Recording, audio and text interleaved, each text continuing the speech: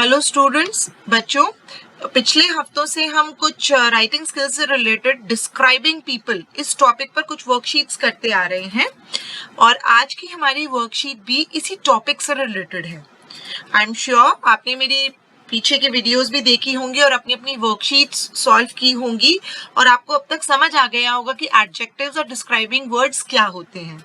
Adjectives और describing words हम use करते हैं लोगों की फिजिक, उनका कैरेक्टर, उनकी लाइक्स और डिसलाइक्स को डिस्क्राइब करने के लिए। आज की वर्कशीट में भी हम कुछ ऐसा ही करने वाले हैं और इससे रिलेटेड हमें दो बहुत इंटरेस्टिंग टास्क दिए गए हैं। चलिए पढ़ते हैं हमें आज क्या करना है। सभी बच्चे मेरे साथ रीड करेंगे।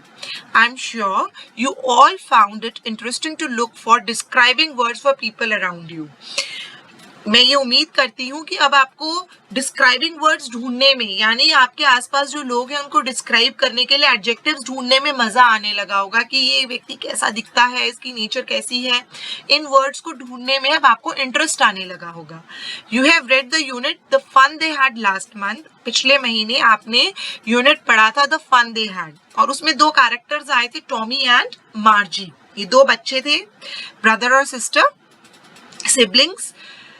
In this worksheet, in task A, you will find jumbled up character sketches of both the characters. आज के टास्क A में हमें इन दो कैरेक्टर्स टॉमी और मार्जी का कैरेक्टर स्केच जंबल करके दिया गया है, यानी इनका व्यक्तित्व कैसा था, इनकी सोच कैसी थी, इस बारे में जो सेंटेंसेस हैं उनको मिक्स कर दिया गया है।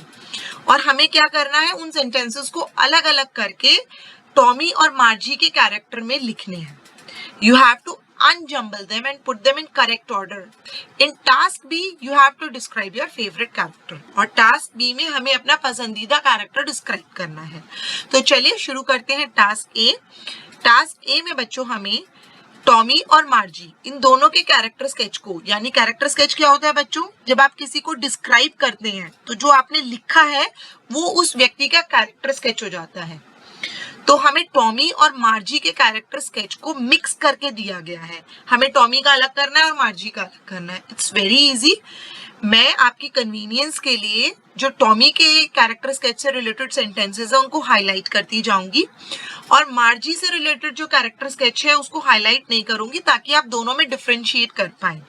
अब सभी बच्चे मेरे साथ ध्यान से रीड करेंगे और समझेंगे कि हमें कौन से सेंटेंस को किसके कैरेक्टर स्केच में डालना है। चलिए रीड करते हैं। Tommy is a 13-year-old boy. It is very clear, ये टॉमी के बारे में बात हो रही है, ये टॉमी का कैरेक्टर स्केच है, तो मैं इसे हाईलाइट कर रही हूँ। मार्जी इज क्यूरियस बाय नेचर। मार्जी अपनी नेचर से बहुत क्यूरियस थी, उसको हमेशा एक क्वेश्चन रहता था दिमाग में, क्यों, कैसे, उत्सुक थी वो। ये मार्जी से रिलेटेड सेंटेंस है, आप मार्जी की कॉलम में लिखेंगे। ही इज स्मार्ट एंड फ्रेंडली। वो बहुत स्मार्ट है और फ्रेंडली है, आसानी से दोस्ती कर लेता है। किसका कैरेक्टर स्केच है बच्चों, ये टॉमी। टॉमी से रिलेटेड बात है तो आप टॉमी के कॉलम में लिखेंगे। She shares her feelings in her diary. वो अपनी फीलिंग्स अपनी डायरी में शेयर करती है। ये मार्जी के बारे में कहा गया है, तो आप किसके कॉलम में लिखेंगे बच्चों, मार्जी के। He is a curious boy and found his grandfather's book. वो एक क्यूरियस लड़का है और उसे अपने ग्रैंडफादर की बुक मिली। किसके बारे में बात हो रही है बच्चों, टॉमी। तो आप किस कॉलम में लिखेंगे, टॉमी के कॉलम में। She did not know much about the past but liked reading about past. उसको पास्ट के बारे में नहीं पता था, फिर भी उसे पास्ट के बारे में पढ़ना पसंद था। यहाँ लिखा हुआ है she, और हमें मालूम भी है कि ये किसका ट्रेट है, ये किसकी क्वालिटी है, मार्जी की। हम इसे मार्जी के कॉलम में लिखेंगे। He likes to gather knowledge looking at telebooks. वो नॉलेज इकट्ठी करना पसंद करता था टेलीबुक्स को देखकर। ये किसकी क्वालिटी है बच्चों, टॉमी की। तो आप टॉमी के कैरेक्टर स्केच में लिखेंगे। She found her mechanical teacher boring. She wanted to go to a real school and imagined a life with friends. उसे अपना मैकेनिकल टीचर बहुत बोरिंग लगता था और वो एक सच के स्कूल जाना चाहती थी और वो अपनी लाइफ को इमेजिन करती थी अपने दोस्तों के साथ। ये किसके बारे में बात हो रही है बच्चों, मार्जी के। तो आप इस सेंटेंस को कहाँ लिखेंगे, मार्जी के कॉलम में। तो बच्चों जो मैंने हाईलाइट किए हैं sentences, Tommy is a 13-year-old boy, he is smart and friendly, he is a curious boy and found his grandfather's book, he likes to gather knowledge looking at telebooks, ये सारी qualities आप Tommy के column में लिखेंगे और बन जाएगा Tommy का कैरेक्टर स्केच। सिमिलरली जो मैंने हाईलाइट नहीं किए सेंटेंसेस वो आप मार्जी के कॉलम में लिखेंगे और हमें मिल जाएगा मार्जी का कैरेक्टर स्केच। ये तो हुआ बच्चों टास्क ए। अब हम मूव ऑन करते हैं टास्क बी पर। चलिए रीड करते हैं। In the space given below describe one of your favourite characters from any story और novel you may have read. It can be a story you read in Hindi.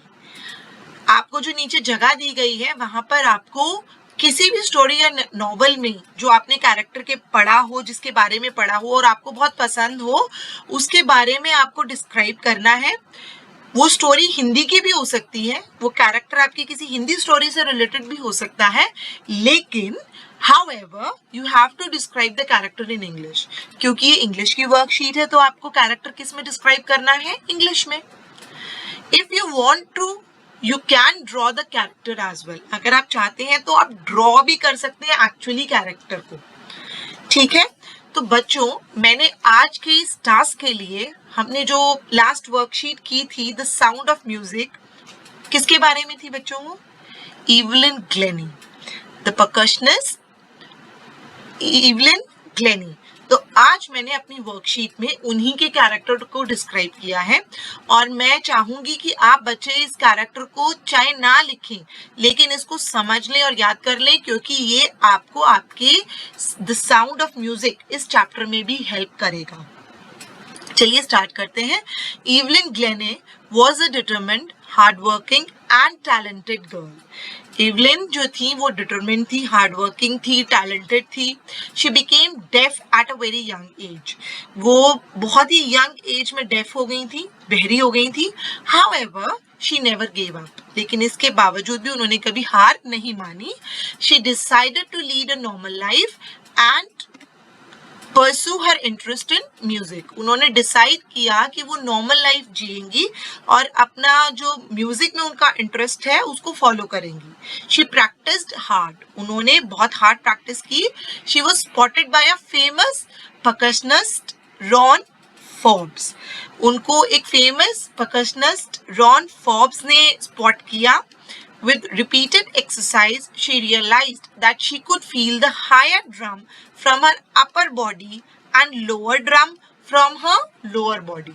Repeated exercise के बाद उनको realize हुआ कि वो upper body से upper drum को feel कर पाती हैं और lower body से lower drum को feel कर पाती हैं। Evelyn discovered that she could sense certain notes in different parts of her body।